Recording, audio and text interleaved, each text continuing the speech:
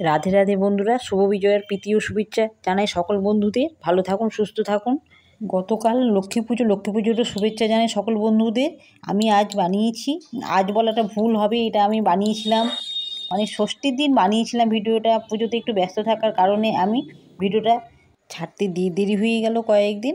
এখানে আমি ছোটো ডালে বেসন নিয়েছি, 1 বাটি বেসন নিয়েছি। এখানে নিয়েছি ছোটো চামচের 1/2 চামচ লবণ। এভাবে বেশ ভালোভাবে মিক্সড করে নিচ্ছি। ওই বাটিরই 1 বাটি এখানে জল নিয়েছি। অল্প অল্প জল দিয়ে আমি ব্যাটারটা তৈরি করে নিচ্ছি। কয়েক সেকেন্ড বেশ ভালোভাবে ব্যাটারটা তৈরি করতে হবে। ভালোভাবে মিক্সড করে অল্প অল্প করে জল দিয়ে আমি ব্যাটারটা তৈরি করছি, দেখতেই পাচ্ছেন। একসাথে জল দিলে হবে না, ব্যাটারটা খুব পাতলা হবে না, ঘনও হবে না, মিডিয়াম রাখতে হবে। এখানে ঢাকা দিয়ে 10 মিনিট রেখে দিয়েছি। 10 মিনিটের ঢাকাটা তুলে নিয়েছি আমি। দেখতেই পাচ্ছেন ব্যাটারটা আমার একেবারে পারফেক্ট হয়েছে। এবার দিয়ে দিচ্ছি আমি 2 চামচ মতো সাদা তেল দিয়ে আরও আমি ভালোভাবে মিক্সড করে নিচ্ছি বেসনের সাথে। সাদা তেলটি এখানে আমি কড়াইয়ে সাদা তেল বসিয়ে দিই। তেলটা আমার গরম হয়ে গেছে। এখানে আমি একটা ক্যারি ব্যাগে বেসন গোলাটা দিয়ে আমি এক এক করে ঝুড়িগুলো ভেজে নিচ্ছি। ছিদ্রটা খুব আমি সরুও করে নিই, খুব মোটাও করে নিই, মিডিয়াম রেখেছি। মিডিয়াম জালে ঝুড়িগুলো বেশ কয়েক সেকেন্ড ধরে বেশ ভালোভাবে ভেজে নিচ্ছি। একেবারে হালকা লাল ব্রাউন কালার হলেই মানে তুলে নিতে হবে। আমি বুঝতেই পারছি না, একটু মাইকের আমার আওয়াজ আসছে, মানে পাশে আমার মানে পুজো মণ্ডপ, সেখান থেকে কিছু কিছু আওয়াজ আমার চলে আসছে ভিডিওতে। আর খুব আনন্দও লাগছে মানে ভিডিওটা করতে। আর ষষ্ঠীর দিনে আমি ভিডিওটা করেছি। আর আমার রান্নাঘর থেকে পুজো মণ্ডপটা দেখা যায়, অনেকটাই দেখা যায়। লোকজন রাস্তাতে যাতায়াত করছে, সেটাও দেখা যাচ্ছে আপনাদের সাথে। আমি এইটাও আমি শেয়ার করছি আজকে। দেখতেই পাচ্ছেন পুজো মণ্ডপটা আমার কত কাছে। এটা আমি খুব উঁচু থেকে মানে ভিডিওটা করছি। দেখতেই পাচ্ছেন এই যে পুজো মণ্ডপ আমার, আর ওর মানে সামনেই আমার রান্নাঘরটা।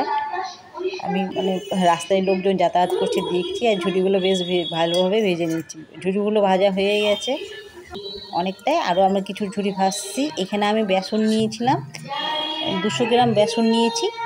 200 গ্রাম বেসন আমি এক এক করে ঝুড়িগুলো ভেজে নিচ্ছি। দেখতেই পাচ্ছেন ঝুড়িগুলো কত সহজে ভাজা হয়ে যাচ্ছে। খুব একবারে পাতলা করবেন না ব্যাটারটা, তাহলে জল জল হয়ে থাকবে আর ঝুড়িটা কড়া হবে না, নরম হয়ে যাবে। তাই জন্য মিডিয়াম রাখতে হবে, যেন ফুটো থেকে পড়ে, এরকম টাইপের একটু রাখতে হবে। দেখতে পাচ্ছেন ঝুড়িগুলো কি সুন্দরভাবে আমার হয়ে গেছে। একেবারে সরুও না, খুব মোটাও না, ভিডিওটা অতটা একটু সরু সরু মনে হচ্ছে, কেন মিডিয়ামই আমি রেখেছি ঝুড়িটা। এটা একটু গুঁড়ো গুঁড়ো টাইপের ঝুড়ি হবে। ঝুড়ির নাড়ু দুরকমভাবে করা যায়, এটা আমি গুঁড়ো ঝুড়ির টাইপের একটু নাড়ুটা করছি। আমার সব ঝুড়িগুলো এক এক করে ভাজা হয়ে গেছে। এগুলো গোটালি গিয়েছে, হাত দিয়ে আমি ভেঙে নিচ্ছি। এখানে আমি বসিয়ে দিয়েছি একটি কড়াই,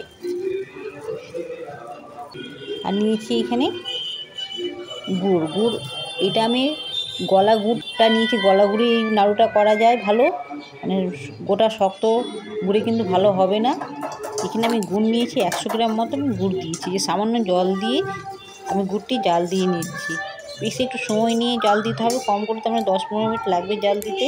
মিডিয়াম জালেই আমি গুড়টি জাল দিয়ে নিচ্ছি। বেশ কয়েক মিনিট ধরে পাকটা করতে হবে, একবারে মিডিয়াম জালে আমি পাকটা করছি, আর বারবার করে খুন্তি দিয়ে দেখে নিচ্ছি পাকটা হয়েছে কিনা। এখন আমার হয়নি, অনেকটাই সময় লাগবে, মানে কম করে মানে 10-15 মিনিট লাগবেই আপনার এই গুড়টা পাক দিতে। যতক্ষণ এই সুতোর মতো না এসছে ততক্ষণ গুড়টা পাক দিয়েই যেতে হবে অনিবার্য। এখানে ঠিক বোঝা যাচ্ছে না, একটু আমার পাকটা হয়েছে, দেখছি সুতোর মতো আমার একটু বেরিয়ে আসছে। এইবার পারফেক্ট পাক দেওয়া হয়ে গেছে গুড়টি। এবার আমি গ্যাসটি বন্ধ করে নিচ্ছি। গ্যাসটি বন্ধ করে নিয়ে আমি গ্যাসটি বন্ধ করে নামিয়েতেও কিন্তু খুন্তি দিয়ে আমি নাড়া দিয়ে যাচ্ছি গুড়টি, যাতে গোটা চাপা যেন না লেগে যায়। একটু ঠান্ডা হচ্ছে কিনা, যতক্ষণ ঠান্ডা না হচ্ছে ততক্ষণ কিন্তু খুন্তি দিয়ে নাড়াচাড়া করতেই হবে গুড়টি। আমার ঠান্ডা হয়ে গেছে, এবার অল্প অল্প করে সব ঝুড়িগুলো দিয়ে দিচ্ছি। অল্প অল্প করে ঝুড়িগুলো দিয়ে বেশ ভালোভাবে মিক্সড করে নিচ্ছি। একটু আস্তে আস্তে মিক্স করতে হবে, যেহেতু ঝুড়ি আছে, খুব আস্তে আস্তে খুন্তিটা দিয়ে মিক্স করতে হবে। খুব তাড়াতাড়ি করা যাবে না, চাপা চাপা গোটা গোটা হয়ে যাবে, সেগুলোকে একটু হালকা হালকা করে ভেঙে নিতে হবে। বেশ ভালোভাবে আমার মিক্স করা হয়ে গেছে ঝুড়ির সাথে গুড়ে। এবার আমি এক এক করে অল্প অল্প করে নিয়ে আপনার সাইজ মতো নাড়ুটা তৈরি করে নিতে পারেন। খুব সহজেই এটা করা যায়, খুব কঠিন না এমন কোনো। অনেকে বলে ঝুড়ি নাড়ু কঠিন, কিন্তু এটা খুব অল্প সহজেই হয়ে যাচ্ছে। দেখতেই পাচ্ছেন নাড়ুগুলো আমার হয়ে যাচ্ছে। অনেক সময় যদি গোল না করতে পারেন হাতে, তো হাত দিয়ে এরকম চাপা চাপা অনেক সময় করে নেবেন, চেপে চেপে গোটা করা যাবে নাড়ুটি, মানে হালকা হাতে করতে হবে, খুব বেশি চাপ দেওয়া যাবে না, ভেঙে যাবে ঝুড়িগুলো। আমার নাড়ুগুলো হয়ে গেছে। আজকে ভিডিওটা ভালো লাগলে লাইক করবেন, শেয়ার করবেন, অবশ্য কমেন্টে জানাবেন আজকে আমাদের কীরকম হয়েছে নাড়ুটি।